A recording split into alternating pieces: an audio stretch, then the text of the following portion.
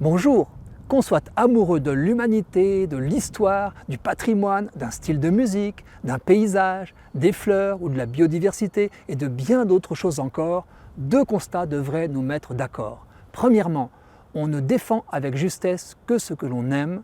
Deuxièmement, on ne peut aimer avec pertinence que ce que l'on connaît. Car comment prétendre défendre ce qu'on n'aimerait pas et comment prétendre aimer ce qu'on ne connaîtrait pas?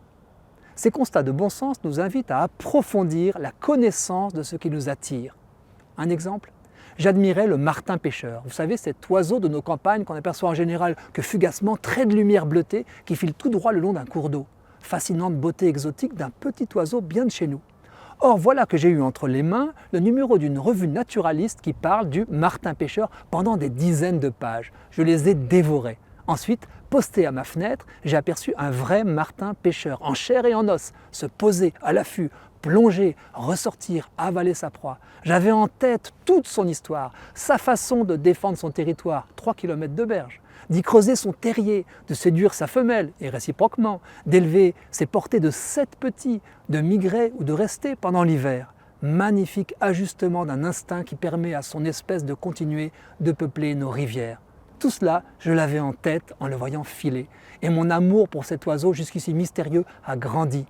Je suis devenu son porte-parole autour de moi, je compte bien le raconter à mes petits-enfants, et ne vous avisez pas de détruire son biotope.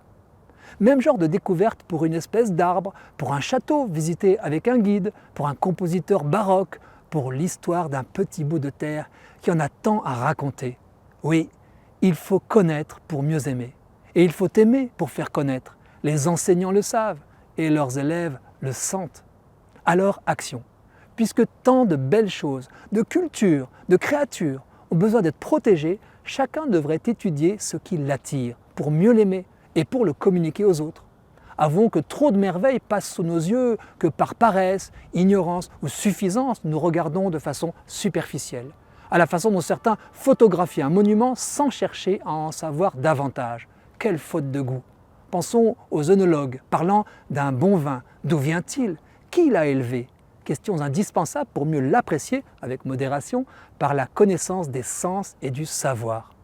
Je propose donc à chacun de choisir quelque chose, un domaine, un artiste, un style, un animal, une plante, une personnalité, une période de l'histoire, un pays, que sais-je, quelque chose avec laquelle il se sent déjà une affinité, qu'il apprécie, qui l'attire, et de creuser. Les moyens de le faire ne manquent pas, sa connaissance de ce sujet. Jusqu'à se dire, comme moi à propos de mon martin à plumes, comment ai-je pu attendre si longtemps pour te connaître?